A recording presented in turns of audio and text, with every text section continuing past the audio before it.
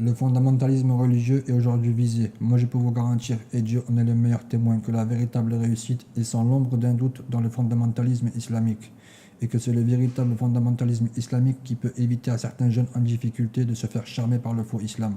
L'islam des médias, l'islam violent du nouvel ordre mondial, inventé de toutes pièces par les sionistes et leurs alliés.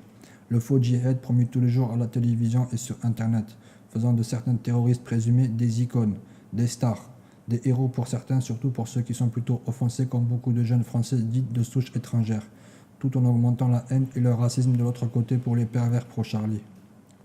Le tout indirectement, afin de pouvoir attaquer le monde musulman, les lieux saints de l'islam, comme Jérusalem, sans que personne ne bronche. Normal, aux yeux de beaucoup, l'islam n'est qu'une religion violente et barbare. Donc ceux qui ont mal pour la Palestine, pour leur Ummah, pour leur religion, agissez. Je ne vous incite pas à la guerre armée, mais au djihad de vérité. C'est la vérité. La lumière qui dissipe le faux et l'obscurité. Ou préférez-vous aller suivre des artistes pervers et partager leurs souillures? Que Dieu nous guide, Inch'Allah. Comment procède-t-il pour promouvoir le terrorisme? C'est une longue manipulation. Juste quelques exemples pour que vous ayez un point de vue. La première, avec la tuerie de Toulouse, où les forces d'intervention ont mis pas loin de 34 heures avant d'avoir l'ordre de lancer l'assaut, pour tuer l'accusé. N'oublions pas la présomption d'innocence, car rien ne prouve qu'il est coupable des faits, mais là n'est pas le sujet d'aujourd'hui.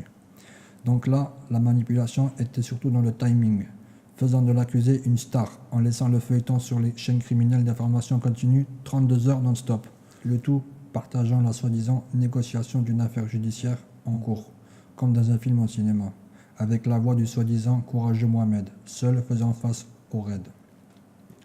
Et de ce fait de pouvoir créer une relation entre lui et les téléspectateurs, ayant été séduits ou pas, par certaines idées, mais surtout par un effet psychologique qui se rapproche fortement du syndrome de Stockholm. Peu de temps après, il y a eu l'intervention au Mali pour tuer des soi-disant méchants terroristes. C'était pareil avec l'accusation de Ben Laden pour leur histoire de World Trade Center.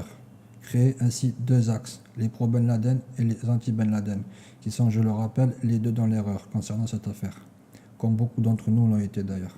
Là, pareil, peu de temps après, les héros américains et européens se sont unis pour aller tuer des milliers de soi-disant terroristes à l'autre bout du monde, en Afghanistan et par la suite en Irak. Mais ils n'ont tué que des innocents. Là est la vérité que beaucoup savent mais n'osent pas dire par peur de l'oppresseur. Pareil pour les attaques de Charlie. Pouvoir arriver, braquer en plein Paris, tuer et repartir sans être stoppé et pouvoir ressortir de Paris, c'est chose pratiquement impossible. Mais bon, le tout bien filmé et en criant Allahu Akbar, oubliant une pièce d'identité. Et des millions d'audimates là encore. Chacun espérant une fin différente, excusez-moi du terme, mais là encore comme pour un match de foot ou de rugby, qui a débouché sur la mort des assaillants dans un entrepôt hors Paris dans les champs. La finalité de cette action à World Trade Center, élection présidentielle, loi répressive, oppression des jeunes musulmans, mais le macabre ce n'est pas les lois ici en France diminuant les libertés comme les vitres teintées ou les perquis à tout va et les fiches S distribuées comme des bonbons, ou même en Afghanistan ça n'existe pas. Non, le plus macabre sont les bombardements de la France et de l'ensemble de la coalition dans la vieille Irak, où des milliers de civils ont été tués, dans le silence complet. Et oui, ils ont tué tous les habitants de Mossoul et des environs, femmes, enfants et vieillards. Génocide payé par nos impôts. Ça explique pourquoi ça a été camouflé par les djihadistes ou occulté tout court. Une pensée aux victimes de Mossoul tuées lâchement par nos élites. La plupart ont été tués mais ils ne sont pas morts. Allah subhanahu wa ta'ala en a fait une promesse. Ceux qui se font tuer dans le sentier de leur Seigneur, Allah leur fait connaître le paradis avant l'heure. Paradis dans lequel ils seront introduits pour l'éternité le jour de la grande rétribution, Inch'Allah. Que soit maudit le nouvel ordre mondial des plus grands pervers jusqu'aux petits chiens pilotant le drone ou l'avion de chasse. Qu'ils soient maudits ici-bas et dans l'au-delà.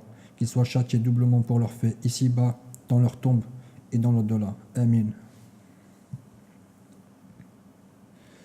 Donc revenons à leur permis de tuer, leur scène à la World Trade Center.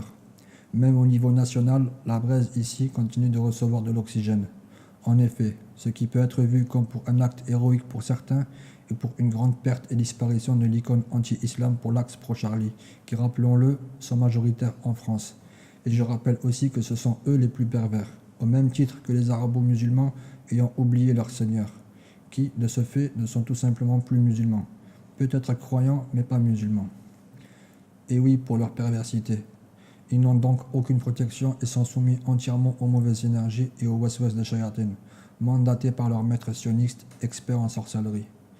J'expliquerai, Inch'Allah, pourquoi certains sont manipulés, programmés tels des ordinateurs, comment ils les font sortir de chez eux, rentrer, leur font accepter des lois. Enfin, ils font d'eux ce qu'ils veulent. On verra ça un autre jour si notre Seigneur le Très-Haut accepte.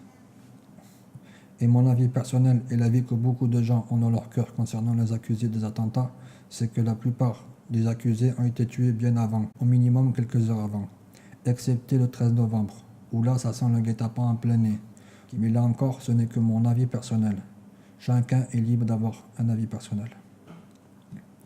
Qui peut venir contredire le témoignage des pervers? Vous, moi, le voisin ou les accusés eux-mêmes?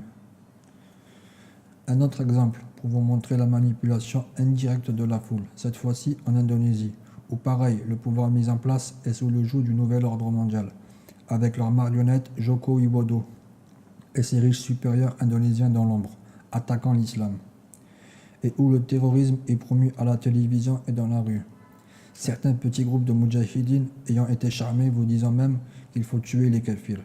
C'est qu'ils ont dû oublier la sourate numéro 109. Mais non, j'ai longuement parlé avec ces gens-là, essayant de leur faire comprendre les fondements de l'islam et surtout le rappel de la loi du talion. J'ai vu dans leurs yeux la sorcellerie. J'ai vu les réactions typiques des gens sous possession. Ils squattent les halls des mosquées, mais à l'heure où l'Éden retentit, croyez-moi ou pas, ces gens-là s'esquivent. Ils ne posent donc même pas leur front au sol. Les voilà les victimes du système. Les voilà ceux qui sont dans l'erreur. Les voilà les vrais terroristes produits du système.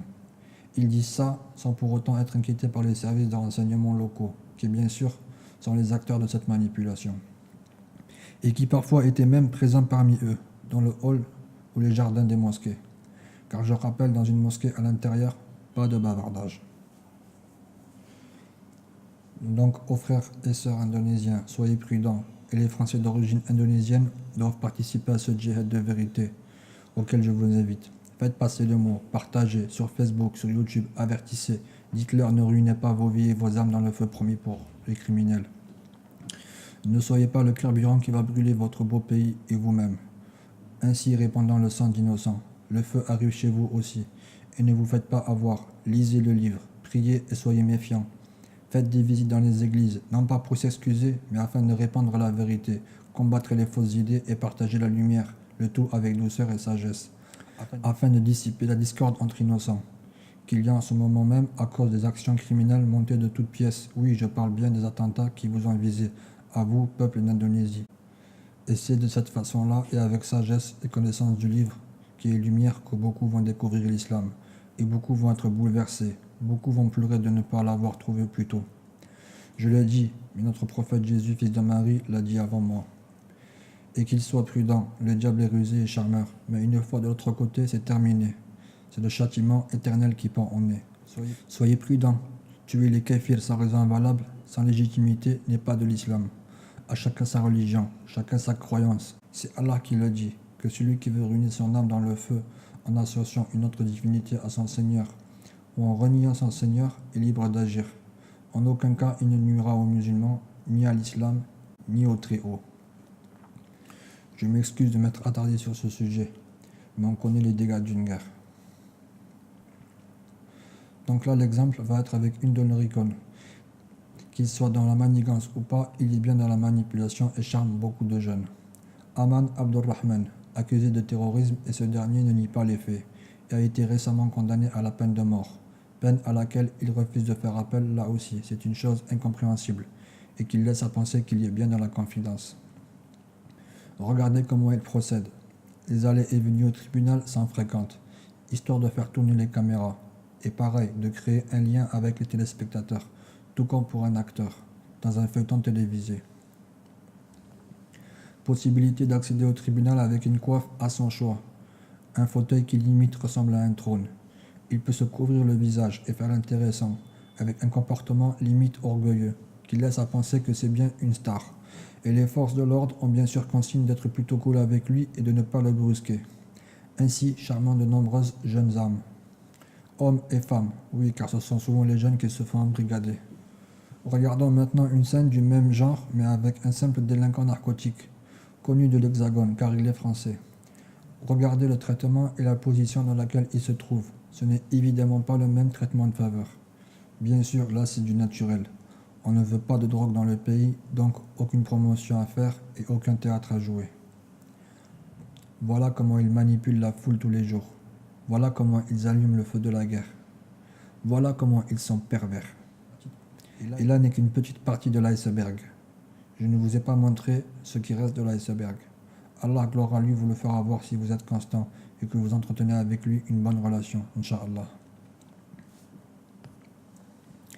Mais beaucoup ne savent pas que ceux qui sont derrière ces manigances sont entourés de psychiatres, de psychologues, bien sûr mal intentionnés, et surtout de sorciers kabbalistiques. Et ces mêmes criminels fortunés et ceux qui les suivent parmi les dévoyés en sont allergiques de ce vrai islam, de peur de voir leur patrimoine diminuer ou de voir leur plan de domination mondiale tomber à l'eau si près du but. Plan qui d'ailleurs à mon avis ne verra jamais le jour. Mais là encore, seul Dieu en a la véritable science, gloire à lui. Et oui, voyons les conversions massives pour la religion agréée par notre Seigneur dans les quatre coins du monde, ils attaquent l'islam et le combattent. Et le pire de tout, avec de faux arguments et de toute leur force, sans pour autant être embêtés. Normal, là où les pervers vivent, les croyants ont été endormis par la vie d'ici-bas. Au pire, ils sont apeurés par l'oppresseur. Car dans le reste du monde, parler, manifester la vérité n'a évidemment pas le même impact. Et je rappelle que les bombes, les missiles et ceux qui les larguent sont ici en Europe et en Amérique du Nord. Comme ils sont pervers, attaquer la religion de paix que le Seigneur a agréée pour l'humanité. Non, eux ils font confiance à Iblis et croient à ses promesses qui ne sont que purs mensonges. En échange de quoi, ils doivent faire couler du sang, et beaucoup de sang. Sinon, c'est des embrouilles avec leur maître. Mais ceux qui se sont mis dans les pires problèmes de l'univers, associés des djinns pervers à leur Seigneur, ils ne sont évidemment plus eux-mêmes. Ils sont morts spirituellement. Leur âme a été vendue, et la raison les a quittés. Ils veulent tout l'or du monde pour eux, et rien que pour eux. Ils aimeraient vivre 1000 ans. Mais même une telle longévité ne les épargnera pas du jugement, et leur refuge sera bien le feu pour une éternité.